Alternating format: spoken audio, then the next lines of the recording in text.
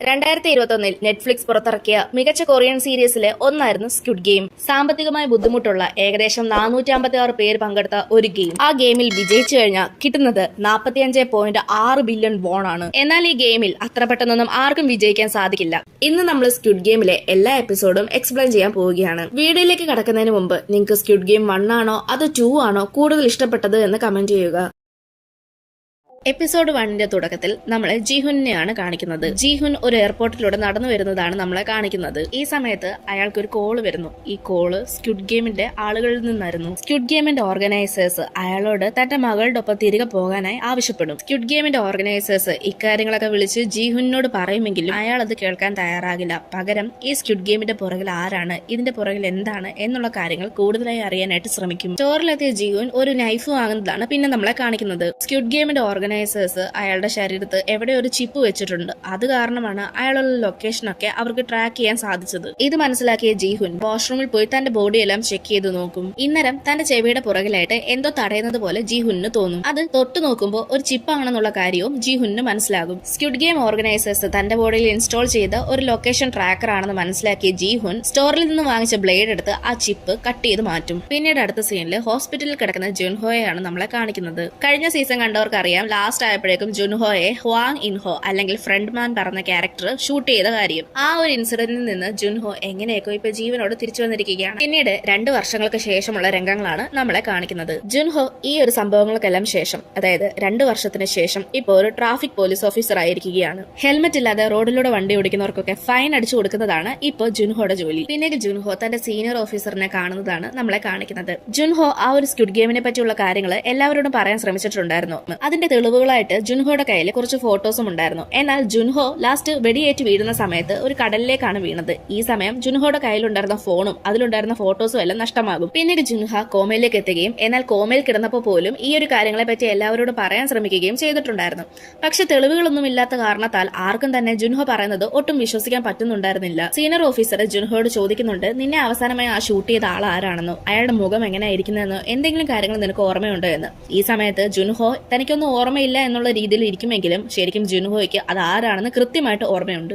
ജുൻഹോയെ shoot ചെയ്തത് അവന്റെ സ്വന്തം ബ്രദറായ ഇൻഹോ ആണ്, അല്ലെങ്കിൽ ഫ്രണ്ട് മാൻ ആണ്. പക്ഷെ ഈ കാര്യങ്ങളൊന്നും ജുൻഹോ സീനിയർ ഓഫീസറിനോട് പറയാൻ തയ്യാറാകില്ല. അടുത്ത സീനിൽ ഹോട്ടൽ അന്വേഷിച്ച് നടക്കുന്ന കപ്പിൾസിനെയാണ് കാണിക്കുന്നത്. ഇവര് അവസാനം അന്വേഷിച്ച് എത്തുന്നത് പിങ്ക് ഹോട്ടലിലാണ്. പക്ഷെ ഹോട്ടലിന്റെ സൈൻ ബോർഡ് ഓഫ് ആയതുകൊണ്ട് തന്നെ ഹോട്ടൽ ഫുള്ളായി കാണുമെന്ന് കരുതി അവരവിടുന്ന് തിരികെ പോകും. മറുവശത്ത് ഹോട്ടലിനുള്ളിൽ നിന്ന് CCTV ക്യാമറ ചെക്ക് ചെയ്യുന്ന ജിഹുനെയാണ് നമ്മളെ കാണിക്കുന്നത്. ഈ സമയമാണ് ഡോർബെൽ റിംഗ് ചെയ്യുന്നത് കേൾക്കുന്നത്. അത് ആരാണെന്ന് നോക്കിക്കഴിഞ്ഞാൽ ജിഹുന്റെ സുഹൃത്തായ കിം ആണ്. കഴിഞ്ഞ സീസണിൽ ജിഹുൻ കിമ്മിന്റെ കയ്യിൽ നിന്ന് കുറച്ചധികം പൈസ വാങ്ങിച്ചിട്ടുണ്ടായിരുന്നു. ഇപ്പൊ കുറച്ച് നാളുകൾക്ക് ശേഷം വീണ്ടും കിം ജിഹുനെ കാണാനായി എത്തിയിരിക്കുകയാണ്. ശരിക്കും പറഞ്ഞാൽ ജിഹുൻ അന്വേഷിക്കുന്നത് സ്ക്വിഡ് ഗെയിമിന്റെ റിക്രൂട്ടറിനെയാണ്. കിമ്മിന്റെ അണ്ടറിൽ വർക്ക് ചെയ്യുന്ന കുറെ പേരുണ്ട്. അവരുടെ സഹായത്തോടെ കിമ്മിനെ ഉപയോഗിച്ചുകൊണ്ട് ജിഹുന് ഈ റിക്രൂട്ടറിനെ കണ്ടുപിടിക്കാൻ പെട്ടെന്ന് സാധിക്കും. അങ്ങനെ വെറുതെ ഒന്നുമല്ല കിം ജിഹുനു വേണ്ടി ഇക്കാര്യങ്ങളെല്ലാം ചെയ്യാൻ തയ്യാറാവുന്നത്. ജിഹുൻ അയാൾക്ക് പൈസ കൊടുക്കും. അതായത് സ്ക്വിഡ് ഗെയിം 1 അവസാനിക്കുന്ന സമയത്ത് അയാൾക്ക് കുറേയധികം പ്രൈസ് മണി കിട്ടിയിരുന്നു. അതുപയോഗിച്ചിട്ടാണ് ഇപ്പൊ ഇത് ചെയ്യുന്നത്. സ്ക്വിഡ് ഗെയിമിൽ ഗെയിം കളിക്കാൻ വേണ്ടി പ്ലേയേഴ്സിനെ കിട്ടാൻ വേണ്ടി ഓരോ കാർഡ് വീതം കൊടുക്കുന്നുണ്ടായിരുന്നു. ആ കാർഡ് ഈ റിക്രൂട്ടറാണ് കൊടുത്തുകൊണ്ടിരുന്നത്.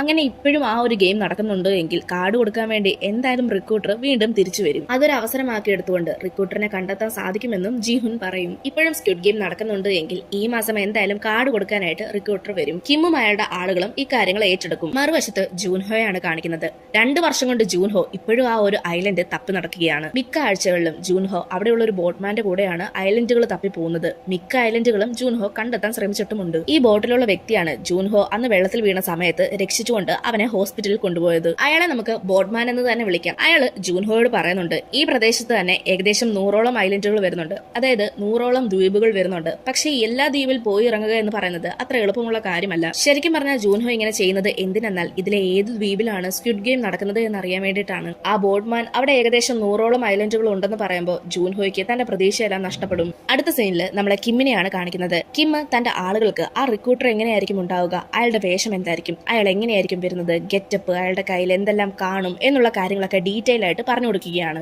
കിം പറഞ്ഞ ഡീറ്റെയിൽസ് പ്രകാരം അയാളുടെ ടീം സ്റ്റേഷൻസിലൊക്കെ പോയി അയാളെ പറ്റി അന്വേഷിക്കും. അതായത് ഈ ഒരു റിക്രൂട്ടറിനെ പറ്റി അന്വേഷിക്കും. പക്ഷേ ദിവസങ്ങളോളം അന്വേഷിച്ചിട്ടും അവർക്ക് ഈ പറഞ്ഞ ഡീറ്റെയിലുള്ള ഒരാളെയും അവിടെ കാണാൻ പോലും സാധിച്ചില്ല. ഇങ്ങനെയിരിക്കെ ഒരു ദിവസം കിമ്മും അയാളുടെ അസോസിയേറ്റ് ആയിട്ടുള്ള ലീ എന്ന് പറയുന്ന ആളും കൂടി ലഞ്ച് കഴിച്ചുകൊണ്ടിരിക്കുന്ന സമയത്ത് കോട്ടും സൂട്ടും സൂട്ട് കേസ് ഒക്കെ ഉള്ള ഒരാള് ഡോഡ്ജി ഗെയിം കളിക്കുന്നത് കാണും. ഇക്കാര്യം പെട്ടെന്ന് തന്നെ കിം ജീഹുനെ വിളിച്ച് പറയും. ഇത് കേട്ട ജീഹുൻ എത്രയും പെട്ടെന്ന് അയാളുടെ പുറകെ ഫോളോ ചെയ്യാനായിട്ട് പറയും. കാരണം അത് റിക്രൂട്ടർ ആണെന്നാണ് ജീഹുൻ പറയുന്നത്. എന്നാൽ ജീഹുൻ പറഞ്ഞതുപോലെ തന്നെ അത് റിക്രൂട്ടർ ആയിരുന്നു. റിക്രൂട്ടർ ഒരു കടയിൽ പോയി ഏകദേശം 100ഓളം ബണ്ണും അതോടൊപ്പം തന്നെ കുറച്ച് ലോട്ടറി ടിക്കറ്റുകളും വാങ്ങിക്കുന്നത് നമ്മളെ കാണിക്കുന്നുണ്ട്.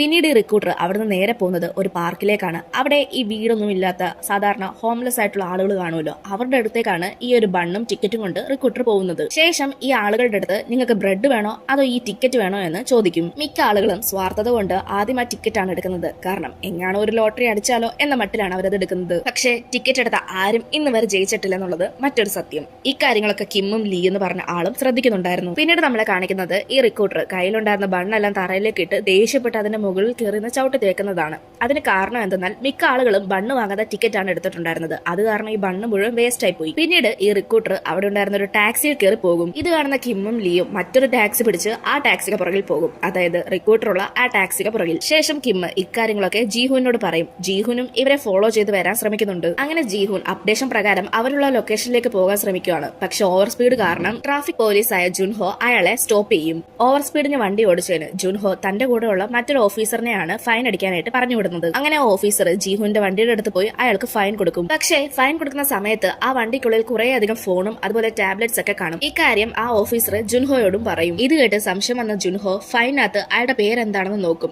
അങ്ങനെ ഇത് ആരാണെന്നുള്ള കാര്യം ജുൻഹോയ്ക്ക് മനസ്സിലാകും. മറുവശത്ത് കിമ്മും ലീയും കൂടി ആ റിക്രൂട്ടറിന്റെ പുറകിൽ നടന്ന് ഒരു ഇടവഴിയിൽ എത്തിപ്പെട്ടിരിക്കുകയാണ്. റിക്രൂട്ടർ കാണാതെ അയാളുടെ പുറകെ വന്ന് അയാൾ പോകുന്നതൊക്കെ ക്യാപ്ചർ ചെയ്യാനായിട്ട് നോക്കും. എന്നാൽ കുറച്ചു നേരങ്ങൾക്കുള്ളിൽ തന്നെ അവിടേക്ക് ജീഹുനും വരും. ജീഹുൻ വരുന്ന സമയത്ത് അവിടെ കിമ്മിന്റെ കയ്യിലുണ്ടായിരുന്ന ഒരു കത്തി മാത്രം കിടക്കുന്നത് കാണുന്നത്. ഇതേ സമയത്ത് അവിടെയുള്ള ബിൽഡിംഗിന്റെ മുകളിൽ നിന്ന് റിക്രൂട്ടർ ജീഹുനെ നോക്കുന്നതാണ് നമ്മളെ കാണിക്കുന്നത്. അടുത്ത സീനിൽ കാണിക്കുന്നത് ലീയെയും കിമ്മിനെയും ഈ റിക്രൂട്ടർ കിഡ്നാപ്പ് ചെയ്തുകൊണ്ട് വന്നിരിക്കുകയാണ്. കിമ്മിനെയും ലീയെയും ഈ റിക്രൂട്ടർ കെട്ടിയിരിക്കുകയാണ്. എന്നിട്ട് ഒരു ഗെയിം കളിക്കാനായിട്ട് ഫോഴ്സ് ചെയ്യും. ആ ഗെയിമിന്റെ പേരാണ് റഷ്യൻ റൗലറ്റ്. ഈ ഗെയിമിൽ റിവോൾവറിൽ ഒരു ബുള്ളറ്റ് നിറയ്ക്കും. 6 ചേമ്പേഴ്സ് ഉണ്ടെങ്കിലും അതിൽ ഒരെണ്ണത്തിൽ മാത്രമാണ് ബുള്ളറ്റ് ഇടുന്നത്. അതിന്റെ അർത്ഥം 1% മാത്രമാണ് അല്ലെങ്കിൽ 1 മാത്രമാണ് മരിക്കാനുള്ള സാധ്യത എന്നാണ്. റിക്രൂട്ടർ ആദ്യം സ്വയം മരിക്കാൻ പോകുന്നത് കാണിച്ച് അവരെ പേടിപ്പിക്കും. എന്നിട്ട് അവരോട് 2 ആളോടും റോക്ക് പേപ്പർ സിസർ കളിക്കാനായിട്ട് പറയും. ഇതിൽ ആരാണ് തോൽക്കുന്നത് അവരാണ് മരിക്കുന്നത്. ഗെയിമിൽ വലിയ ഇൻട്രസ്റ്റ് ഒന്നുമില്ല, ആരും തോക്കുന്നുമില്ല. അതുകൊണ്ട് റിക്രൂട്ടർ ബാക്കി ബുള്ളറ്റ്സും നിറയ്ക്കും. ഇപ്പൊ മൊത്തത്തിൽ 6 ബുള്ളറ്റ് ആണ് നിറച്ചിരിക്കുന്നത്. അതിന്റെ അർത്ഥം ഇവർ മരിക്കാനുള്ള സാധ്യത കൂടുതലാണ്. അവസാനം കിം ലീയെ രക്ഷിക്കാൻ വേണ്ടി സ്വയം കീഴടങ്ങും. അങ്ങനെ ആ റിക്രൂട്ടർ കിമ്മിനെ കൊല്ലും. മറുവശത്ത് ജുൻഹോ ജിൻഹുന് ആ ഒരു പിങ്ക് ഹോട്ടലിലാണ് താമസിക്കുന്നത് എന്നുള്ള കാര്യം തിരിച്ചറിയും. ജുൻഹോ അവിടെ നിന്ന സമയത്തെല്ലാം അവിടെ ഉണ്ടായിരുന്ന ബോർഡും ലൈറ്റ്സും ഒക്കെ ഓഫ് ആയിരുന്നു. പക്ഷേ ഈ സമയമാണ് അവിടേക്ക് ഒരു കാർ വരുന്നത്. ഈ കാർ വേറെ ആരുടെയുമല്ല, ജിൻഹുന്റെ ആണ്. കാറിൽ വന്നത് ജിൻഹുൻ ആണ്. ജിൻഹുൻ അവിടേക്ക് വന്നതും അവിടെ ഉണ്ടായിരുന്ന എല്ലാ ലൈറ്റ്സും ഓൺ ആകും. അതായത് പിങ്ക് ഹോട്ടലിന്റെ എല്ലാ ലൈറ്റ്സും ഓൺ ആകും. അതിന്റെ അർത്ഥം ഹോട്ടലിനുള്ളിൽ മറ്റാരോ ഉണ്ടെന്നാണ്. ഈ കാര്യം ജുൻഹോയും മനസ്സിലാക്കും. ജിൻഹുൻ ഹോട്ടലിനുള്ളിൽ വന്നപ്പോ അവിടെ ആ റിക്രൂട്ടർ ആയിരുന്നു ഉണ്ടായിരുന്നത്. റിക്രൂട്ടർ ജിൻഹുന്റെ അടുത്ത് നീ എന്തിനാണ് എന്നെ അന്വേഷിച്ചത് എന്ന് ചോദിക്കുമ്പോൾ ജിൻഹുൻ എനിക്ക് നിന്നെയല്ല വേണ്ടിയത്, നിന്റെ ബോസിനെയാണ്. അയാളെ കൊണ്ടാണ് എനിക്ക് ആവശ്യം. നീ അവിടുത്തെ വെറും വാലാട്ടിപ്പട്ടി മാത്രമാണ്. ഇത് കേൾക്കുന്ന റിക്രൂട്ടർ സ്ക്വിഡ് ഗെയിമിൽ എനിക്ക് അവിടെ ഡെഡ് ബോഡീസ് ഒക്കെ നീക്കം ചെയ്യുന്നതും അത് കത്തിച്ചു കളയുന്നതുമായിരുന്നു എന്റെ ജോലി. പക്ഷെ ഒരു ദിവസം പെട്ടെന്ന് എനിക്ക് റിക്രൂട്ടർ ആവേണ്ടി വന്നു. മാത്രമല്ല ഗെയിം ജയിക്കാൻ വേണ്ടി സ്വന്തം അച്ഛനെ വരെ ഇയാൾ കൊന്നു. പിന്നീട് ഇവർ 2 ആളും റഷ്യൻ റൗലറ്റ് എന്ന് പറയുന്ന ആ ഒരു ഗെയിം കളിക്കും. ഗെയിമിന്റെ അവസാനം റിക്രൂട്ടർ തോൽക്കുകയും അയാൾ സ്വയം മരിക്കുകയും ചെയ്യും. പിങ്ക് ഹോട്ടലിൽ നിന്ന് വരുന്ന സൗണ്ട് കേട്ട് ജുൻഹോ ഹോട്ടലിനുള്ളിലേക്ക് കയറി പോകുന്നു. അതായത് ജീഹുനുള്ള ഹോട്ടലിലേക്കാണ് കയറി പോകുന്നത്. അല്ലെങ്കിൽ സിയോങ് ജീഹുനുള്ള ഹോട്ടലിലേക്കാണ് ഇപ്പോൾ ജുൻഹോ കയറി പോകുന്നത്. ഹോട്ടലിനുള്ളിൽ ഓൾറെഡി തന്നെ റഷ്യൻ റൗലറ്റ് കളിച്ച് റിക്രൂട്ടർ മരണപ്പെട്ട് കിടക്കുകയാണ്. എന്തായാലും ഇക്കാര്യങ്ങളൊന്നും അറിയാതെ ജുൻഹോ ഹോട്ടലിനുള്ളിലേക്ക് വരുന്നു. മറുവശത്ത് സിയോങ് റിക്രൂട്ടറിന്റെ കയ്യിൽ എന്തൊക്കെയാണ് ഉള്ളത് എന്നുള്ളതൊക്കെ ചെക്ക് ചെയ്ത് നോക്കിക്കൊണ്ടിരിക്കുകയാണ്. ഇതേ സമയം ജുൻഹോ ഹോട്ടലിനുള്ളിൽ കയറുന്ന സമയത്ത് ഒരു റൂമിൽ നിന്ന് എന്തോ ഒരു സൗണ്ട് കേൾക്കുകയും ചെയ്യും. ഇന്നരം ആ റൂമിൽ നേക്കഡ് ആയിട്ട് കിടക്കുന്ന ലീയെയാണ് കാണിക്കുന്നത്. അതായത് നേരത്തെ റിക്രൂട്ടർ തട്ടിക്കൊണ്ടുപോയ കിം ലീയുമില്ലേ, അതിലെ ലീ ആണ് അവിടെ കിടക്കുന്നത്. ലീയെ കണ്ട ജുൻഹോ അയാളെ അഴിച്ചുവിടാനായിട്ട് ശ്രമിക്കും. പക്ഷെ അതിനു മുൻപ് ഇയാൾക്ക് എന്താണ് സംഭവിച്ചത് എന്ന് അറിയണമല്ലോ. അതുകൊണ്ട് തന്നെ വായിലൊക്കെ കെട്ടിയിരിക്കുന്ന തുണി എടുത്ത് മാറ്റിയതിനു ശേഷം അയാളോട് കാര്യങ്ങളൊക്കെ ചോദിക്കും. ഇന്നരം ലീ നടന്ന സംഭവങ്ങളൊക്കെ ജുൻഹോയോട് പറയും.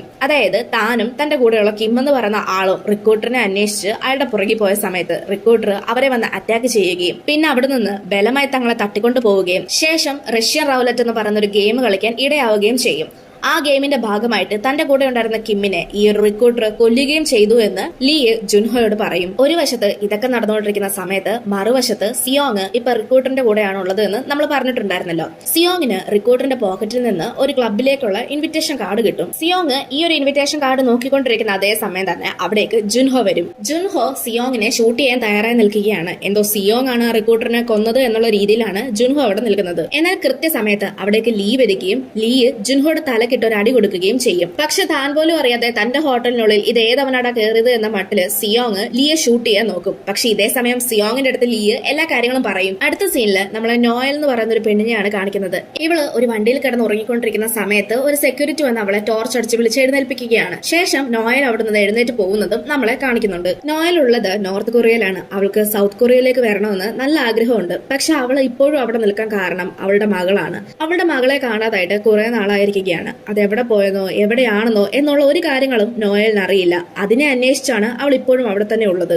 അടുത്ത സീനില് നമ്മളെ വീണ്ടും ജുൻഹോയെയും സിയോങ്ങിനെയുമാണ് കാണിക്കുന്നത്. സിയോങ് ജുൻഹോയോട് നീ ആരാണ്, നീ എന്തിനാണ് ഇവിടെ വന്നത്, നീ എവിടുന്ന് വരുന്നു എന്നുള്ള കാര്യങ്ങളൊക്കെ ചോദിക്കും. ഇത് കേൾക്കുന്ന ജുൻഹോ നമ്മൾ ഇതിനു മുൻപ് ഗെയിമിൽ വെച്ച് കണ്ടിട്ടുണ്ട് എന്ന് പറയും. അതായത് സ്ക്വിഡ് ഗെയിം 1 മാസ്ക് ഇട്ടുകൊണ്ട് തന്റെ ബ്രദറിനെ അന്വേഷിച്ചു വന്നിട്ടുണ്ടായിരുന്നു എന്നുള്ള കാര്യങ്ങളൊക്കെ ജുൻഹോ സിയോങ്ങിനോട് പറയും. പക്ഷെ ജുൻഹോ സിയോങ്ങിനോട് ഫ്രണ്ട്മാനെ പറ്റിയുള്ള ഒരു കാര്യങ്ങളും പറയില്ല. ഇതൊക്കെ കേൾക്കുന്ന സിയോങ്ങും ജുൻഹോ പറയുന്നതെല്ലാം സത്യമാണെന്നുള്ള കാര്യങ്ങളും മനസ്സിലാകും. മാത്രമല്ല റിക്രൂട്ടറിനെ കൊന്നത് താനല്ല എന്നുള്ള കാര്യവും സിയോങ് ജുൻഹോയോട് പറയും. റിക്രൂട്ടർ മരിച്ചത് തന്റെ തന്നെ ഗെയിമിൽ തന്നെ പെട്ടിട്ടാണ്, അതായത് റഷ്യ റൗലറ്റ് കളിച്ചിട്ടാണ് അയാൾ മരിച്ചത് എന്നുള്ള കാര്യം സിയോങ് ജുൻഹോയോട് പറയും. പിന്നീട് ജുൻഹോ സിയോങ്ങിനോട് നിങ്ങൾ ഇപ്പോഴും ആ ഒരു ഗെയിം കളിക്കുന്നുണ്ടോ എന്ന് ചോദിക്കും. അതായത് സ്ക്വിഡ് ഗെയിം കളിക്കുന്നുണ്ടോ എന്നാണ് ചോദിക്കുന്നത്. ഇത് കേൾക്കുന്ന സിയോങ് ഇല്ല, ഞാനത് കളിക്കുന്നില്ല, എനിക്ക് ആ ഗെയിം എന്നേക്കുമായി ഇല്ലാതാക്കണമെന്നാണ് ആഗ്രഹം, അതിനുവേണ്ടിയാണ് ഞാൻ ശ്രമിക്കുന്നത് എന്നും പറയും.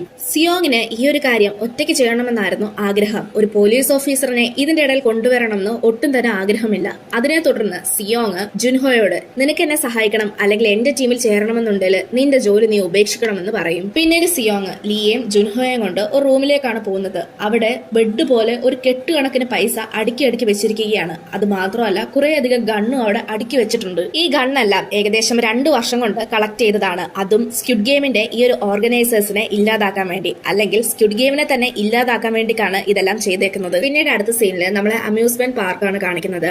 അവിടെ കുറെ അധികം ഡോൾസിന്റെ രൂപത്തിലുള്ള ആളുകൾ വന്ന് കുട്ടികൾക്കൊക്കെ കുറെ അധികം ക്യാൻഡി കൊടുക്കുന്നതും നമ്മളെ കാണിക്കുന്നുണ്ട്. പിഗി ഡോള് എല്ലാവർക്കും ക്യാൻഡി കൊടുത്തപ്പോ അവിടെ നിന്നൊരു കുഞ്ഞു കൊച്ചിന് മാത്രം ക്യാൻഡി കൊടുക്കില്ല. ഇത് കണ്ട് അത് വിഷമിച്ച് നിൽക്കുന്ന അതേ സമയമാണ് അവിടേക്ക് ഒരു റാബിറ്റിന്റെ ഡോള് വന്ന് അതിന് ക്യാൻഡി കൊടുക്കുന്നത്. തനിക്ക് ക്യാൻഡി കിട്ടിയ സന്തോഷത്തിൽ ഈ ചെറിയ കുട്ടി ആ കുട്ടിയും അതുപോലെ ഈ റാബിറ്റും കൂടി ഒന്നിച്ചു നിൽക്കുന്ന ഒരു പടം വരച്ച് ഈ റാബിറ്റ് ഡോൾക്ക് കൊണ്ടുകൊടുക്കും. ഈ ഒരു സീനിൽ വെച്ചാണ് നമുക്ക് മനസ്സിലാവുന്നത് ആ റാബിറ്റ് ഡോളിനകത്തുള്ളത് വേറെ ആരുമല്ല, നോയലാണ്. എല്ലാവരും വളരെയധികം ക്ഷീണിച്ച് മേക്കപ്പ് റൂമിൽ വന്നിരിക്കുന്ന സമയത്തായിരുന്നു ആ ചെറിയ കുട്ടി അങ്ങോട്ട് വന്നത്. കുട്ടിയെ കണ്ടതും എല്ലാവരും അവരവർക്ക് മാസ്ക് എടുത്ത് തലയിടും, കാരണം കുട്ടിക്ക് സന്തോഷം ഉണ്ടാകാൻ വേണ്ടിയിട്ടാണ്. എന്നാൽ ഈ സമയം അവിടേക്ക് മാസ്ക് ഇടാതെ ഒരാൾ വരികയും അത് ശരിക്കും ഈ പറഞ്ഞ ബണ്ണിയോ പിഗിയോ ഒന്നുമല്ല, മനുഷ്യന്മാരാണെന്നുള്ള കാര്യം ഈ ചെറിയ കുട്ടി മനസ്സിലാക്കുകയും ശേഷം ഈ ചെറിയ കുട്ടി കിടന്ന് കരയുകയും ചെയ്യും. ഇതേ സമയം അതിന്റെ അച്ഛൻ അതിനെ അന്വേഷിച്ച് അവിടേക്ക് വരികയും പിന്നീട് ആ കുട്ടിയെ കൊണ്ട് അവിടുന്ന് പോവുകയും ചെയ്യും. പിന്നീട് നമ്മളെ സീസൺ 1 സാൻഗുവിന്റെ അമ്മയാണ് കാണിക്കുന്നത്. അവരിപ്പോ താമസിക്കുന്നത് കഴിഞ്ഞ സീസണിലെ മത്സരാർത്ഥിയായ സെബ്യൂക്കിന്റെ ബ്രദറിന്റെ കൂടെയാണ്. സാൻഗുവും സെബ്യൂക്കും മരണപ്പെട്ടിരുന്നു. പക്ഷെ ഇക്കാര്യങ്ങളൊന്നും ഇവർക്ക് രണ്ടാൾക്കും അറിയില്ല. അതുകൊണ്ട് സിയോങ് ആണ് ഇവർക്ക് എല്ലാ കാര്യങ്ങളും നോക്കുന്നത്. പിന്നീട് സിയോങ് ഒരു കൺസൾട്ടൻസി ഏജന്റിന്റെ അടുത്ത് പോയതിനു ശേഷം നിങ്ങൾ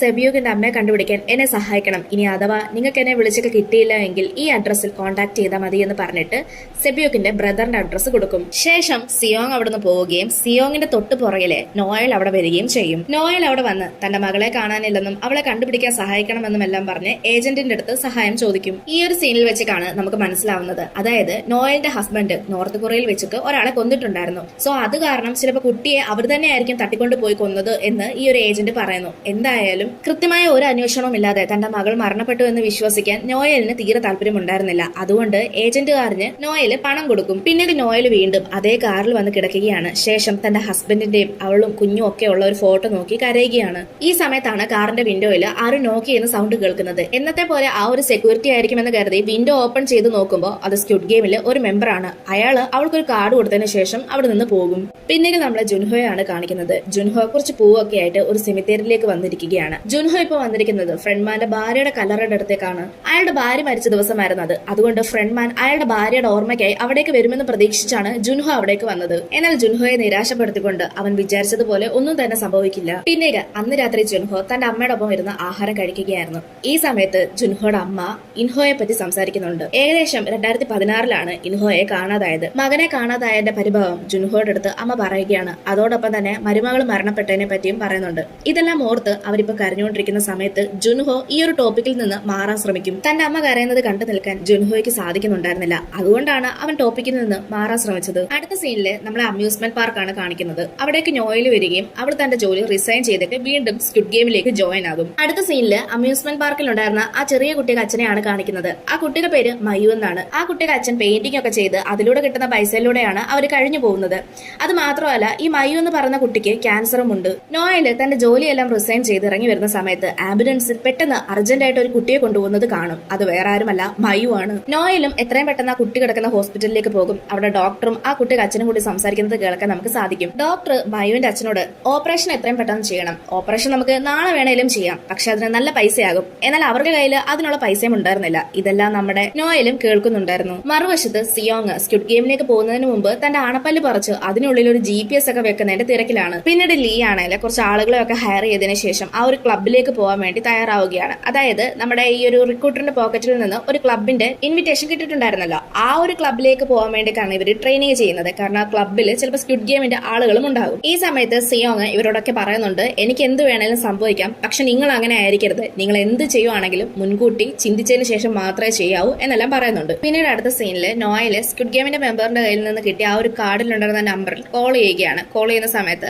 അവര് നോയലിന്റെ ഡീറ്റെയിൽസ് ഒക്കെ ചോദിക്കും. അങ്ങനെ നോയല് തന്റെ ഡീറ്റെയിൽസ് ഒക്കെ പറഞ്ഞു കൊടുക്കുകയും അതുപോലെ അവളെ പിക്ക് ചെയ്യേണ്ട ആ ഒരു പോയിന്റും അവർക്ക് പറഞ്ഞു കൊടുക്കുകയും ചെയ്യും. മാത്രമല്ല പിന്നീട് അവൾ ആ ഒരു കാർഡ് കത്തിച്ച് കളയുന്നത് നമ്മളെ കാണിക്കുന്നുണ്ട്. അതോടൊപ്പം തന്നെ ആ ഒരു കുട്ടി വരച്ചു കൊടുത്തുള്ള പടം ഉണ്ടല്ലോ, അതും അവൾ കത്തിച്ച് കളയുന്നത് നമ്മളെ കാണിക്കുന്നുണ്ട്. പിന്നീട് സിയോങ്ങും ലിയോ ഒക്കെ ആ ഒരു ക്ലബിലേക്ക് വരുന്നതാണ് നമ്മളെ കാണിക്കുന്നത്. അതായത് മറ്റേ റിക്രൂട്ടറിന്റെ പോക്കറ്റിൽ നിന്ന് കിട്ടിക്കൊണ്ടിരുന്ന ക്ലബിന്റെ ഇൻവിറ്റേഷൻ ഉണ്ടല്ലോ, ആ സെയിം ക്ലബിലേക്ക് വരുന്നതാണ് കാണിക്കുന്നത്. അവിടെ ഇപ്പോൾ ഒരു ഹാലോവിൻ പാർട്ടി നടക്കുകയാണ്. അതിന്റെ തിക്കും തിരക്കും ഒക്കെ ഉണ്ട്. ഇതേ സമയത്ത് ജുൻഹോയും അവരെ ഫോളോ ചെയ്ത് അവിടെ വന്നിട്ടുണ്ടായിരുന്നു. ഇന്നരമാണ് ക്ലബിനുള്ളിലേക്ക് സ്ക്വിഡ് ഗെയിമിലെ 2 ആൾക്കാർ കയറി പോകുന്നത് ജുൻഹോ കാണുന്നത്. ഇത് കാണുന്ന ജുൻഹോ ക്ലബിനുള്ളിലേക്ക് കയറാൻ ശ്രമിക്കും. എന്നാൽ അവിടെ ഉണ്ടായിരുന്ന സെക്യൂരിറ്റി അതിനുള്ളിലേക്ക് കയറാൻ സമ്മതിക്കില്ല.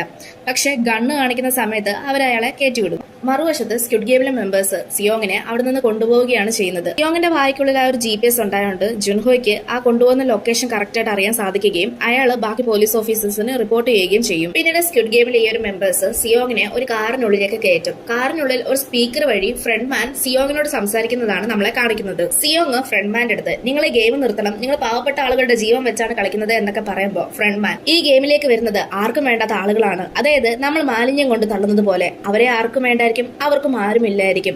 ഈ ഗെയിം നിൽക്കണമെന്നുണ്ടെങ്കിൽ ആദ്യം ഈ മനുഷ്യർ മാറണം. ഈ മനുഷ്യരുള്ളിടത്തോളം കാലം ഈ ഗെയിം മുൻപോട്ട് പോയിക്കൊണ്ടേയിരിക്കും. പാവപ്പെട്ട ജനതയെ പണം കാട്ടി വീഴ്ത്തുക, അതിനുശേഷം അവർക്ക് ജീവൻ ബലിയാടാക്കുക. മനുഷ്യന്റെ ജീവൻ എന്താ ഇത്രയും വിലയുള്ളൂ എന്ന് സിയോങ് ചോദിക്കും. ഒരു സൈഡില് ഇതൊക്കെ നടക്കുമ്പോൾ മറു സൈഡില് ജുൻഹോ പോലീസിനെ കൊണ്ട് ഇവർ ഈ പോകുന്ന കാറിനെ ഫോളോ ചെയ്ത് വരികയാണ്. സിയോങ് ഉള്ള വണ്ടിയൊക്കെ പുറകില് പോലീസുകാരുണ്ടെന്ന് മനസ്സിലാക്കിയ സ്ക്വിഡ് ഗെയിമിന്റെ ആളുകൾ സ്നൈപ്പർ ഉപയോഗിച്ചൊക്കെ അവരുടെ കാറിന്റെ ടയേഴ്സ് എല്ലാം ഷൂട്ട് ചെയ്ത് ബ്ലാസ്റ്റ് ചെയ്യും. പക്ഷെ ജുൻഹോ നിർത്താതെ തന്നെ വീണ്ടും പുറകെ വന്നുകൊണ്ടേയിരിക്കും. എന്നാൽ ജുൻഹോയുടെ കാറിന്റെ ഇടയിൽ ഒരു ബോംബ് ഫിറ്റ് ചെയ്തിട്ടുണ്ടായിരുന്നു. ഇത് തക്ക സമയമാകുമ്പോൾ ബ്ലാസ്റ്റ് ചെയ്ത് അവന്റെ കാറും സ്റ്റോപ്പ് ആകും. പിന്നീട് സിയോങ് കയ്യിലുള്ള ഗണ്ണെടുത്ത് ഡ്രൈവർ സീറ്റിന് നേരെ ഷൂട്ട് ചെയ്യുന്നു. പക്ഷെ ഗ്ലാസ് ബുള്ളറ്റ് പ്രൂഫ് ആയതുകൊണ്ട് തന്നെ ആ ഒരു പ്ലാൻ പാളിപ്പോവുകയാണ്. അങ്ങനെ സിയോങ് വീണ്ടും സ്ക്വിഡ് ഗെയിം കളിക്കാൻ തീരുമാനിക്കുകയാണ്. ഈ ഒരു ഗെയിമിലൂടെ എല്ലാം മാറ്റി തിരുത്തുമെന്നാണ് സിയോങ് പറയുന്നത്.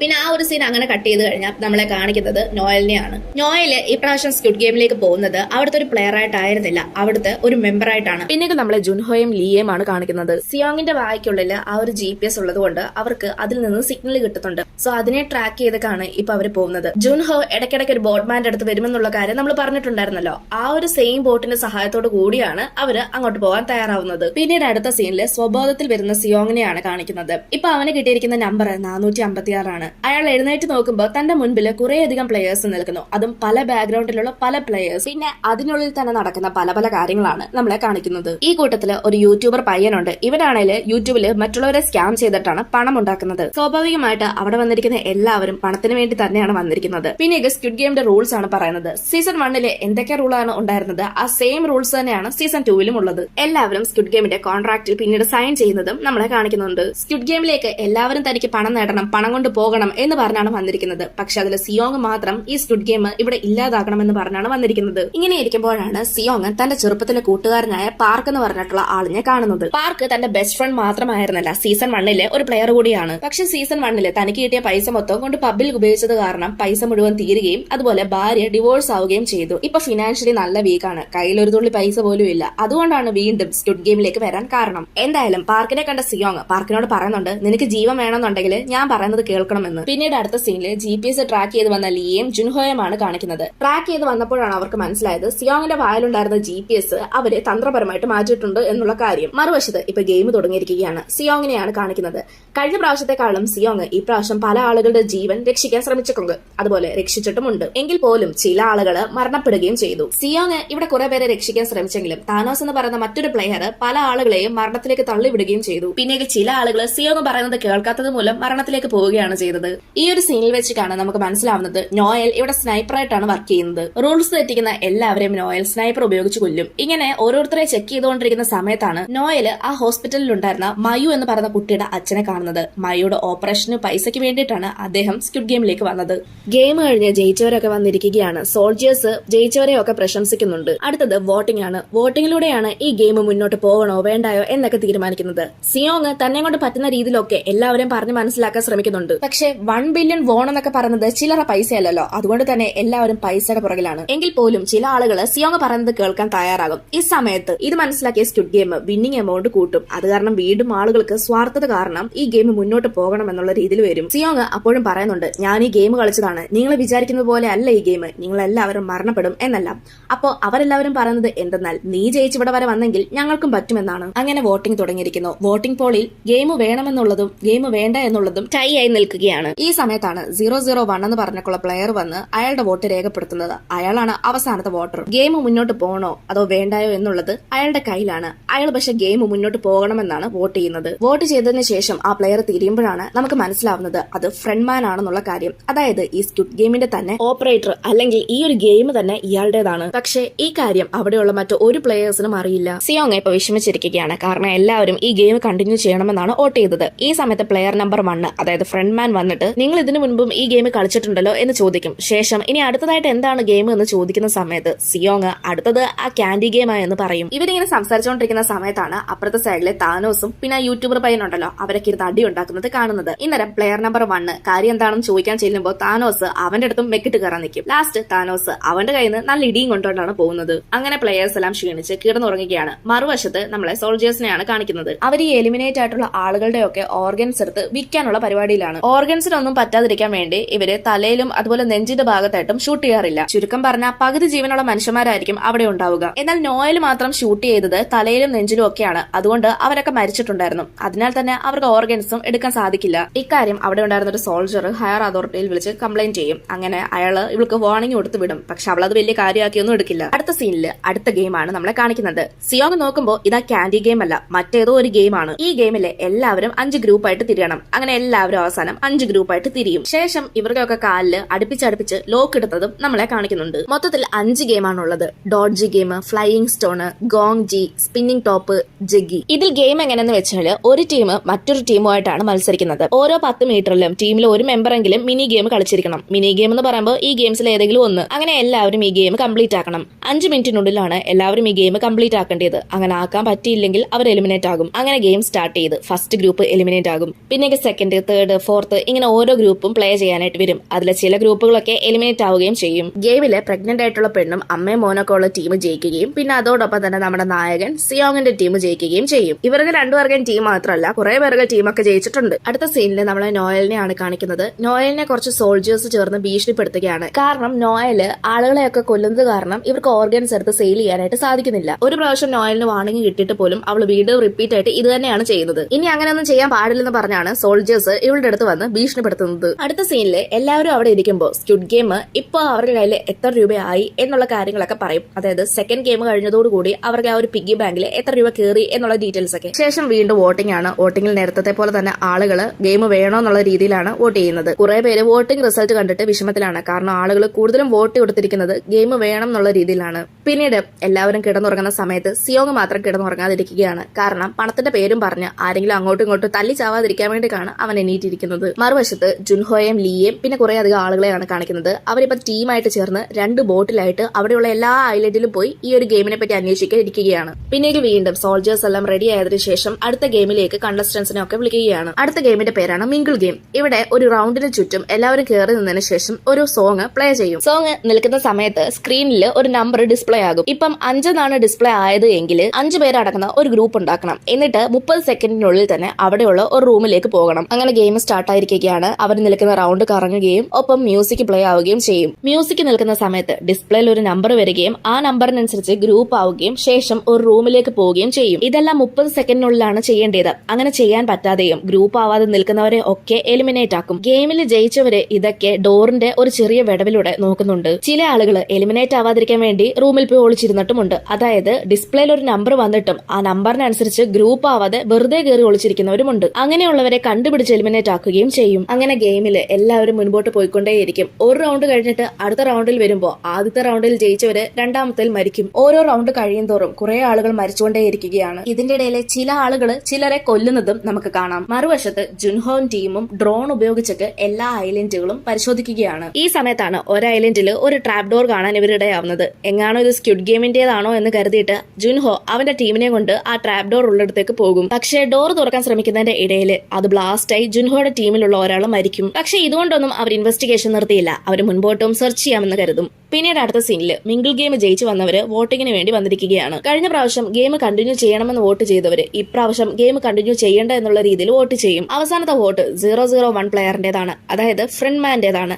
ഇപ്രാവശ്യം അയാൾ വോട്ട് ചെയ്യുന്നത് ഗെയിം കണ്ടിന്യൂ ചെയ്യേണ്ട എന്നാണ്. അങ്ങനെ ഇപ്പൊ വോട്ടിംഗ് രണ്ടും ടൈ ആയിരിക്കുകയാണ്. വോട്ടിംഗ് ബോൾ ടൈ ആയതുകൊണ്ട് തന്നെ നാളെ ഒരു റൗണ്ട് കൂടി വോട്ടിംഗ് കാണുമെന്ന് അനൗൺസ് ചെയ്യും. പിന്നീട് പ്ലേയേഴ്സിന്റെ ഇടയിൽ തന്നെ 2 ഗ്രൂപ്പായിട്ട് തിരിയും. അതായത് ഈ ഗെയിം കണ്ടിന്യൂ ചെയ്യണമെന്ന ആഗ്രഹമുള്ളവരും അതുപോലെ കണ്ടിന്യൂ ചെയ്യേണ്ട എന്ന ആഗ്രഹമുള്ളവരും. ഈ സമയത്താണ് തനോസിന്റെ ഗ്രൂപ്പിലുള്ള ഒരു ചെക്കൻ അവന് ഗെയിം കണ്ടിന്യൂ ചെയ്യേണ്ട എന്നുള്ള രീതിയിൽ നിൽക്കുന്നത്. തനോസ് വാഷ്റൂമിൽ വെച്ച് അവനെ പറഞ്ഞു മനസ്സിലാക്കാൻ ശ്രമിക്കും. പക്ഷെ അവന് പേടി കാരണം കണ്ടിന്യൂ ചെയ്യാൻ താല്പര്യമേ ഉണ്ടായിരുന്നില്ല. ഇത് ബാക്കിയുള്ള പ്ലേയേഴ്സ് കണ്ടുകൊണ്ട് വരികയും ഈ കാരണം കൊണ്ട് അവിടെ ഒരു ഫൈറ്റ് നടക്കുകയും ചെയ്യും. കാരണം അവർക്ക് എല്ലാവർക്കും ഈ ഗെയിം എങ്ങനെയെങ്കിലും തീർന്നാൽ മതി എന്നാണ്.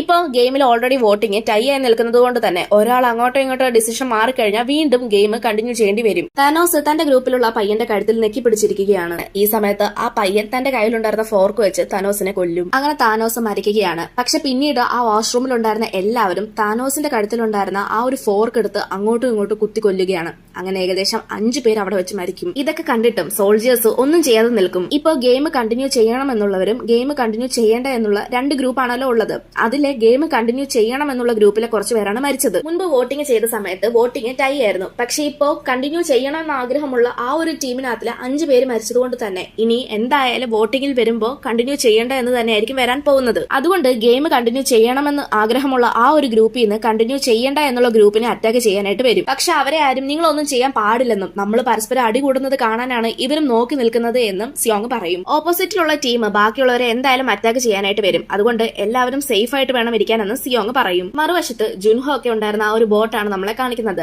ബോട്ടിലുണ്ടായിരുന്ന ഒരാൾക്ക് രാത്രിയാവുമ്പോൾ വൊമിറ്റ് ചെയ്യാൻ തോന്നും. അങ്ങനെ ബോട്ടിന് വെളിയിലേക്ക് വരുന്ന സമയത്ത് ആ ഒരു ബോട്ട്മാൻ അവരുടെ ഡ്രോണിൽ എന്തൊക്കെയായിരുന്നു ചെയ്യുന്നത് കാണും. അതെന്താ ചെയ്യുന്നത് എന്ന് ചോദിക്കുമ്പോൾ ഈ ബോട്ട്മാന് അയാളെ പിടിച്ച് കടലിലേക്ക് തള്ളിയിടുകയാണ് ചെയ്യുന്നത്. ശബ്ദം കേട്ട് ലീ അവിടേക്ക് എന്ത് പറ്റിയെന്ന് അറിയാൻ വേണ്ടി വരും. പക്ഷെ ഈ സമയത്ത് ലീയെ അയാള് എന്തൊക്കെയോ പറഞ്ഞ് അവിടെ നിന്ന് ഒഴിവാക്കി വിടുകയാണ് ചെയ്യുന്നത്.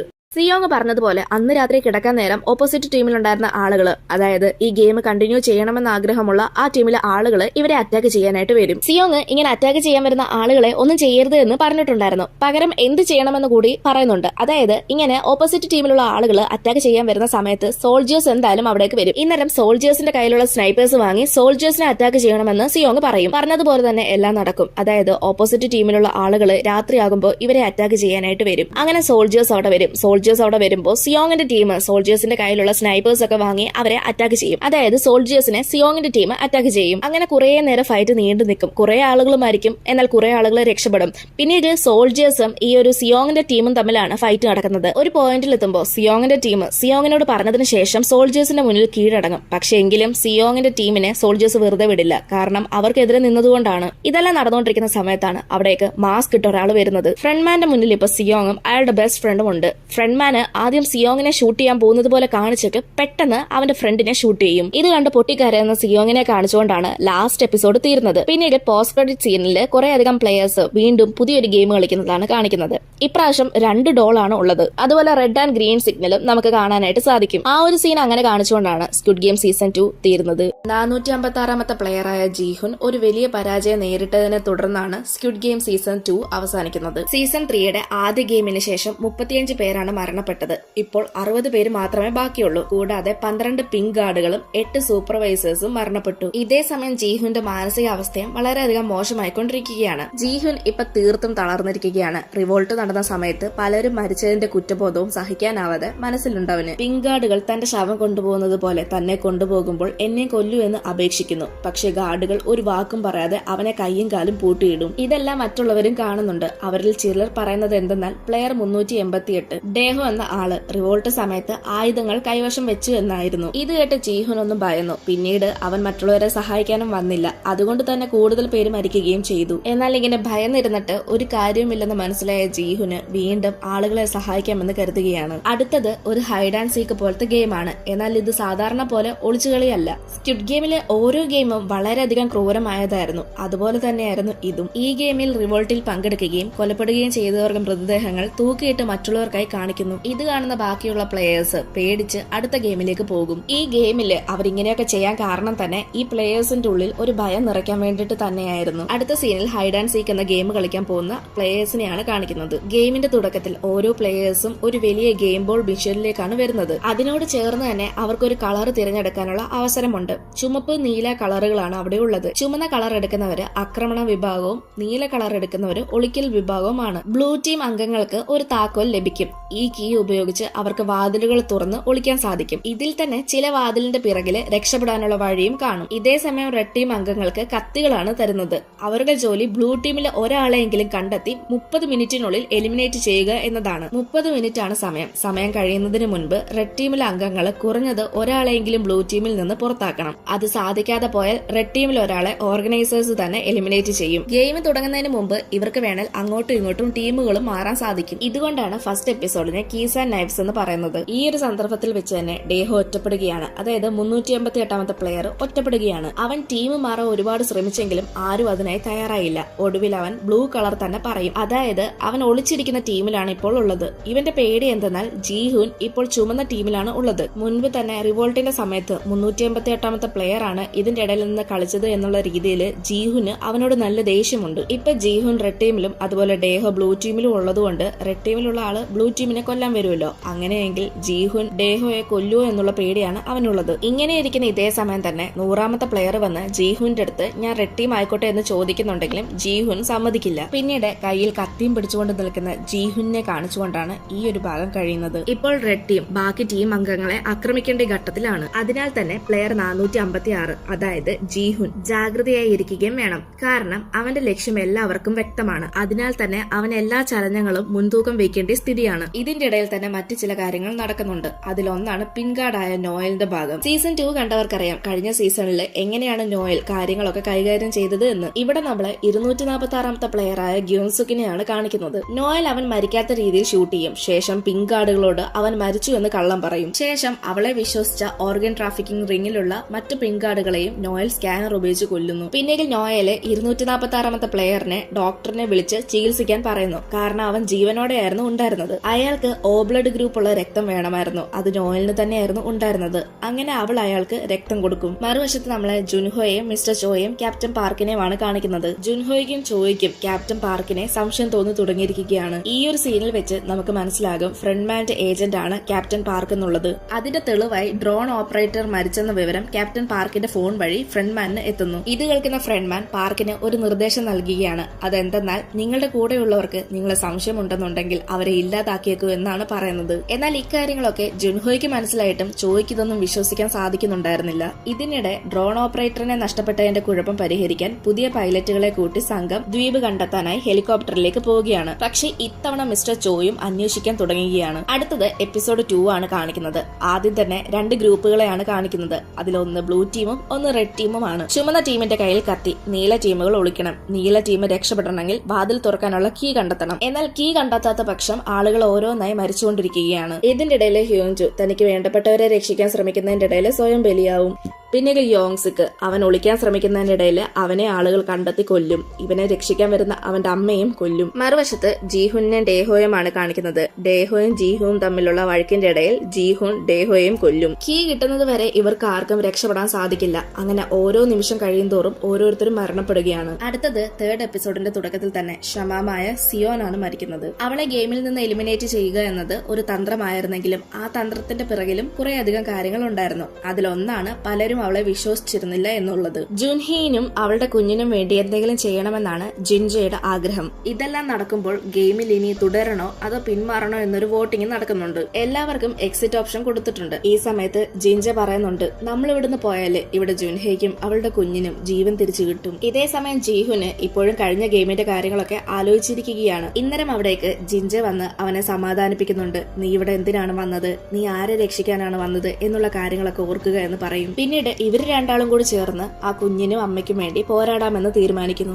ഇവിടെ ജുൻഹീനെ അവളുടെ കുഞ്ഞിനെ രക്ഷിക്കണമെന്ന് പറഞ്ഞ അതേ സ്ത്രീ, അതായത് ജിൻജെ, സ്വയം ആത്മഹത്യ ചെയ്യുന്നു. ഇതെല്ലാം നടക്കുമ്പോൾ പുതിയ ഗെയിം ആരംഭിക്കുന്നു, ജംപ് റോപ്പ് ഗെയിം. കുട്ടികൾ കളിക്കുന്നത് പോലെ തോന്നുമെങ്കിലും അങ്ങനെ ആയിരുന്നില്ല. മറ്റുള്ള ഗെയിമിനെ പോലെ തന്നെ ഈ ഗെയിം കളിക്കുമ്പോഴും ജീവൻ നഷ്ടപ്പെടാനുള്ള സാധ്യതയുണ്ട്. ഇതിന്റെ ഇടയിൽ മിൻസു എന്ന ആള് തന്ത്രപരമായി സാംജു എന്ന ആളിനെ ഈ ഗെയിമിനുള്ളിലേക്ക് കയറ്റുകയും അയാള് മരിക്കുകയും ചെയ്യുന്നു. അങ്ങനെ ജീഹുനെയും ജുൻഹിയെയും കാണിച്ചുകൊണ്ടാണ് ഈ ഒരു എപ്പിസോഡ് തീരുന്നത്. ഈ ഗെയിമുകൾ VIPസിന് വേണ്ടിയാണ് നടക്കുന്നത്. അതുകൊണ്ടാണ് അവർക്ക് ഇത്രയും പ്രാധാന്യം ഉള്ളത്. അവരവിടെ നടക്കുന്ന എല്ലാ ഗെയിമുകളും കാണുന്നുണ്ട്. ആളുകളുടെ വേദനയും നിസ്സഹായാവസ്ഥയും ഒക്കെ ആസ്വദിക്കുകയാണ്. അതേസമയം റെബൽ ഗാർഡായ നോയൽ ജൂൻസുക്കിനെ രക്ഷിക്കാൻ തയ്യാറായിരിക്കുകയാണ്. VIPs എത്തിയതിനാൽ അതിന്റെ മറവിൽ നോയൽ തന്റെ മേലധ്യക്ഷനോട് ബോട്ടിൽ പോകാൻ അനുവാദം ചോദിക്കുന്നു. പിന്നീട് സീസൺ 1 അവസാനം നടന്ന ആ ഒരു ഷൂട്ടിംഗ് സ്ഥലത്തേക്ക് തന്നെയാണ് തിരിച്ചു വരുന്നത്. അതായത് ജുൻഹോനെ ഫ്രണ്ട്മാൻ ഷൂട്ട് ചെയ്ത ആ ഒരു സ്ഥലത്ത്. ആദ്യത്തെ സീസണില് ഫ്രണ്ട്മാൻ അവനെ പാറമുകളിൽ നിന്ന് വെടിവെച്ച് താഴേക്ക് തള്ളിയതാണ്. പിന്നീട് ജുൻഹോയ്ക്ക് മനസ്സിലാവുകയാണ്, അതായത് ഈ ഗെയിം ഒക്കെ നടക്കുന്നത് ഈ ദ്വീപിന്റെ ചുറ്റുപാടിൽ തന്നെ ആയിരിക്കണമെന്ന്. എന്നാൽ അതിന്റെ ഇടയിലാണ് ക്യാപ്റ്റൻ പാർക്ക് ഫ്രണ്ട്മാന്റെ ആളായി ജുൻഹോയെ ദ്വീപിൽ നിന്ന് അകറ്റാൻ ശ്രമിക്കുന്നത്. അതേസമയം തന്നെ വൂസുക് എന്ന മറ്റൊരു പോലീസ് ഓഫീസർ മെയിൻലാൻഡിൽ നിന്ന് ജുൻഹോയെ പിന്തുടരുകയാണ്. അയാൾ ക്യാപ്റ്റൻ പാർക്കിന്റെ പഴയ നശിച്ചിരിക്കുന്ന കിടപ്പുമുറിയിലേക്കാണ് കടക്കുന്നത്. അവിടെ കുരച്ചുകൊണ്ട് നിൽക്കുന്ന ഒരു നായയും അതേപോലെ ഒരു സൈലന്റ് അലാർമും ഉണ്ടായിരുന്നു. ഉടൻ തന്നെ പോലീസുകാർ അവിടേക്ക് എത്തുന്നു. ക്യാപ്റ്റൻ പാർക്കിന് സ്ക്വിഡ് ഗെയിമുമായി എന്തോ ബന്ധമുണ്ടെന്നുള്ള കാര്യം വൂസുക്കിന് മനസ്സിലാവുകയാണ്. കാരണം അയാളുടെ റൂമിൽ നിന്ന് ഒരു ഫോട്ടോ കിട്ടും. ആ ഫോട്ടോയ്ക്കുള്ളിൽ റിക്രൂട്ടറും ക്യാപ്റ്റൻ പാർക്കും ഒന്നിച്ചു നിൽക്കുന്നതായിരുന്നു ഉണ്ടായിരുന്നത്. എപ്പിസോഡ് 4 ഒരു ഗെയിം കളിച്ചുകൊണ്ടാണ് തുടങ്ങുന്നത്. ഗെയിമിന്റെ പേര് ജംപ് റോപ്പ് എന്നാണ്. ഇത് സീസൺ 1 ഗ്ലാസ് ബ്രിഡ്ജ് ചലഞ്ചിനെ പോലെ തന്നെയുള്ള ഒരു ഗെയിം ആയിരുന്നു. ഈ ഗെയിം എന്ന് പറയുന്നത് ഒരു ഗ്രൂപ്പ് ആൾക്കാർ കാണും. ഇതിന് ചുറ്റും ഉണ്ടാകുന്ന വള്ളിയുടെ മുകളിലൂടെ ചാടണം. അതായത് നമ്മൾ വള്ളിച്ചാട്ടം അല്ലെങ്കിൽ സ്കിപ്പിംഗ് റോപ്പ് എന്നൊക്കെ പറയില്ലേ, അതേപോലെയാണ്. റോപ്പിൽ തട്ടിക്കഴിഞ്ഞാൽ മരണം ഉറപ്പാണ്. ഗെയിം കടുപ്പം പിടിച്ചുകൊണ്ടിരിക്കുന്നതോടെ ചിലർ മനഃപൂർവ്വം ജീവൻ രക്ഷിക്കാനായി മറ്റുള്ളവരെ തള്ളി താഴേക്കിട്ട് കൊന്നു. ഈ ഗെയിമിൽ ജുൻഹയെ ഒരാൾ വന്ന് തള്ളിയതുകൊണ്ട് അവളും മരിക്കുകയാണ്. ഇങ്ങനെ ഇരിക്കുമ്പോഴാണ് ഫ്രണ്ട്മാൻ ജീഹുന് ഒരു ഓഫർ കൊടുക്കുന്നത്. നീ ബാക്കി കൂടെയുള്ള പ്ലേയേഴ്സിനെ തള്ളിയിട്, അങ്ങനെയെങ്കിൽ കുഞ്ഞിനെയും രക്ഷിക്കാം, പണം നിനക്കും കിട്ടും. ഇത് കേൾക്കുന്ന ജീഹുൻ ആശയക്കുഴപ്പത്തിലാകുന്നു. ഈ ഒരു സീനിൽ വെച്ച് നമുക്ക് ഫ്രണ്ട്മാന്റെ കുറ്റബോധം നിറഞ്ഞൊരു മുഖം കാണാൻ പറ്റും. പക്ഷെ അത് ശരിക്കും കുറ്റബോധമാണോ അല്ലയോ എന്നുള്ളത് വഴിയെ അറിയാം. മറുവശത്ത് നമ്മളെ ജുൻഹോയാണ് കാണിക്കുന്നത്. അവൻ ഇപ്പോഴും അന്വേഷണം നടത്തിക്കൊണ്ടിരിക്കുന്നു. ജംപ് റോപ്പ് ഗെയിമില് ഇപ്പോഴും ഓരോ ആളുകൾ മരിച്ചുകൊണ്ടിരിക്കുകയാണ്. അവനവന് രക്ഷപ്പെടാൻ വേണ്ടി കൂട്ടത്തിലുള്ള ആളുകളെ തള്ളി താഴേക്കിടുന്നു. ഇതേ സമയം തന്നെ ഫ്രണ്ട്മാൻ ജീഹുന് ഒരു കത്തിയും ഒരു നിർദ്ദേശവുമാണ് നൽകുന്നത്. അത് മറ്റൊന്നുമായിരുന്നില്ല, ബാക്കി കളിക്കാരെ കൊന്ന് പണം സ്വന്തമാക്കാനായിരുന്നു. പക്ഷെ ജീഹുൻ ഒരിക്കലും അതിന് തയ്യാറായിരുന്നില്ല. അപ്പോഴാണ് നമ്മളെ ഒരു ഫ്ലാഷ് ബാക്ക് പോലെ കാണിക്കുന്നത്. ഫ്രണ്ട്മാൻ എന്ന് പറഞ്ഞ ഈ ഒരു ആള് പഴയ സ്ക്വിഡ് ഗെയിമിന്റെ വിജയിയാണ്. മുൻപൊരിക്കൽ ഫ്രണ്ട്മാനും ഇതേപോലൊരു സാഹചര്യം വന്നതാണ്. ആ സമയത്ത് VIPയുടെ മുതിർന്ന അംഗത്തിൽ നിന്ന് ഇതേപോലെ ഫ്രണ്ട്മാനോടും ആളുകളെ കൊന്നിട്ട് പണം എടുത്തോളാനാണ് പറഞ്ഞത്. ഫ്രണ്ട്മാന് അങ്ങനെ തന്നെ ചെയ്താണ് ആ ഗെയിമിൽ വിജയിച്ചത്. പക്ഷെ അതേപോലെ ജീഹുന് ഒരിക്കലും ചെയ്യാൻ സാധിക്കില്ല. പിന്നീട് അടുത്ത സീനിൽ നമ്മളെ നോയലിനെയാണ് കാണിക്കുന്നത്. അതേസമയം തന്നെ നമ്മളെ ബ്ലാക്ക് ഗാർഡിനെ കാണിക്കുന്നുണ്ട്. നോയൽ ബ്ലാക്ക് ഗാർഡിനോട് 246ാമത്തെ പ്ലെയറിന്റെ എല്ലാ ഡീറ്റെയിൽസും കമ്പ്യൂട്ടറിൽ നിന്ന് എടുത്ത് കളയാനായിട്ട് ആവശ്യപ്പെടും. ശേഷം നോയല് ബ്ലാക്ക് ഗാർഡിനെ കൊല്ലാൻ തുടങ്ങുന്ന സമയത്ത് അയാൾ പറയുന്നുണ്ട് കമ്പ്യൂട്ടറിൽ മാത്രമല്ല കുറച്ച് ഫയൽസിലും ഡീറ്റെയിൽസ് ഉണ്ടെന്ന്. അങ്ങനെ അതെടുക്കാൻ പോകുന്ന സമയത്ത് ഇവർ രണ്ടാളും കൂടി ഫൈറ്റ് ചെയ്യും. പിന്നീട് മിച്ചമുള്ള കുറച്ച് പ്ലേയേഴ്സിനെയാണ് നമ്മളെ കാണിക്കുന്നത്. അവിടെ സ്ക്വയർ, ട്രയാങ്കിൾ, സർക്കിൾ ഷേപ്പിലുള്ള 3 വലിയ കല്ലുകൾ കാണാൻ പറ്റും. ഈ ഗെയിമിന്റെ പേര് സ്കൈ സ്ക്വിഡ് ഗെയിം എന്നാണ്. ഇവിടെ 3 ടവറുകളാണ് ഉള്ളത്. ഓരോരുത്തരിലേക്ക് പോകുന്ന സമയത്ത് സ്ഥലത്ത് ഓരോ ആളുകളെ വെച്ച് കൊല്ലണം. യൂങ്ജി എന്ന പ്ലെയർ മിൻസുനെയാണ് ആദ്യം കൊല്ലുന്നത്. ഇനി ബാക്കിയുള്ളവര് ആരെ കൊല്ലണമെന്ന് തീരുമാനിക്കുകയാണ്. എല്ലാവരും ജീഹുനെയോ അല്ലെങ്കിൽ അവന്റെ കയ്യിലിരിക്കുന്ന കുട്ടിയെ കൊല്ലാമെന്നാണ് വിചാരിക്കുന്നത്. പക്ഷെ ഇതിന്റെ പേരും പറഞ്ഞ് പിന്നീട് എല്ലാവരും തമ്മിൽ തർക്കമാവുകയാണ്. അങ്ങനെ എല്ലാവരും പരസ്പരം ആക്രമിക്കുന്നു. ഇനി ആകെ അവശേഷിക്കുന്നത് ജീഹുനും യൂങ്ജിയും ആ കുഞ്ഞും മാത്രമാണ്. എന്നാൽ ഒരു പോയിന്റിലെത്തുന്ന സമയത്ത് യൂങ്ജിയും മരിക്കുകയാണ്. ഇനി ആകെ അവശേഷിക്കുന്നത് ആ കുഞ്ഞും ജീഹുനും മാത്രമാണ്.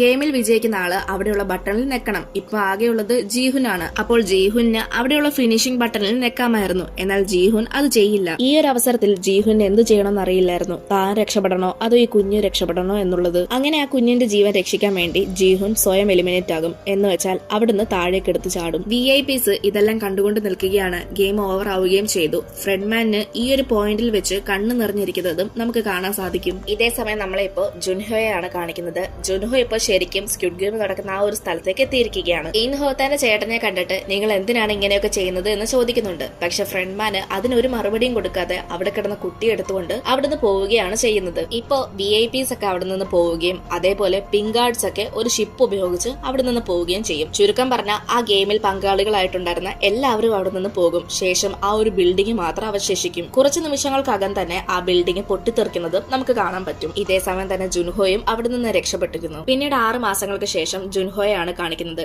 ജുൻഹോ വീട്ടിലേക്ക് എത്തുന്ന സമയത്ത് അവിടെ ഒരു കുട്ടി കിടക്കുന്നത് കാണാൻ പറ്റും. അത് ആ ഗെയിമിൽ ഉണ്ടായിരുന്ന അതേ കുട്ടിയാണ്. കുട്ടിയുടെ കൂടെ തന്നെ ഒരു ATM കാർഡും ഉണ്ടായിരുന്നു. ആ അക്കൗണ്ടിൽ ചെന്ന് നോക്കുന്ന സമയത്ത് ഗെയിമിൽ ഉണ്ടായിരുന്ന അത്രയും പൈസ അക്കൗണ്ടിലേക്ക് കയറിയിരിക്കുകയാണ്. പിന്നീട് അടുത്ത സീനില് ഫ്രണ്ട്മാനെയാണ് കാണിക്കുന്നത്. ഫ്രണ്ട്മാൻ ഇപ്പൊ അമേരിക്കയിൽ എത്തിയിരിക്കുകയാണ്. അതും ജീഹുന്റെ മകളുടെ അടുത്തേക്ക്. അച്ഛൻ പറഞ്ഞിട്ട് വന്നതാണെന്ന് പറഞ്ഞ് ആ കുട്ടിയുടെ കയ്യിലും ഒരു ATM കാർഡ് കൊടുക്കുന്നുണ്ട്. മറുവശത്ത് ജൂൻസുക്കിന്റെ മകളുടെ എല്ലാ അസുഖങ്ങളും മാറിയിരിക്കുകയാണ്. മാത്രമല്ല നോയലിന്റെ മകള് ചൈനയിലുണ്ടെന്നും കണ്ടെത്തിയിരിക്കുന്നു. പിന്നീട് അവസാനത്തെ സീനില് ഫ്രണ്ട്മാന് ഒരു ട്രാഫിക്കിൽ കിടക്കുന്ന സമയത്ത് ഒരു അമേരിക്കൻ ലേഡി സെയിൽസ്മാന് അല്ലെങ്കിൽ റിക്രൂട്ടർ കളിച്ചതുപോലെ ഡാർജി ഗെയിം കളിക്കുന്നതാണ് കാണിക്കുന്നത്. ഫ്രണ്ട്മാന് ഈ സ്ത്രീയെ നോക്കി നിൽക്കുന്ന സമയത്ത് ഈ സ്ത്രീ ഫ്രണ്ട്മാനെയും നോക്കുന്നത് നമ്മളെ കാണിക്കുന്നുണ്ട്. ആ ഒരു സീൻ അങ്ങനെ കാണിച്ചുകൊണ്ടാണ് ഈ ഒരു സീരീസ് തീരുന്നത്. സീരീസിനെ പറ്റി എന്തെങ്കിലും അഭിപ്രായങ്ങളോ തെറ്റുകുറ്റങ്ങളോ ഉണ്ടെങ്കിൽ അത് തീർച്ചയായിട്ടും കമന്റ്സ് ആയി രേഖപ്പെടുത്തുക. പിന്നെ കോപ്പിറൈറ്റ് ഇഷ്യൂ ഉള്ളതുകൊണ്ടാണ് വളരെ ചുരുങ്ങിയ രീതിയിൽ എക്സ്പ്ലനേഷൻ ചെയ്തത്. നിങ്ങൾ സ്ക്വിഡ് ഗെയിം സീസൺ 3 കണ്ടോ ഇല്ലയോ എന്നുള്ളതും കമന്റ് ചെയ്യുക. വീഡിയോ ഇഷ്ടമായാൽ ലൈക്ക് ചെയ്യാനും ചാനൽ സബ്സ്ക്രൈബ് ചെയ്യാനും മറക്കല്ല്. ഇനി മറ്റൊരു വീഡിയോ ആയിട്ട് നമുക്ക് വീണ്ടും കാണാം.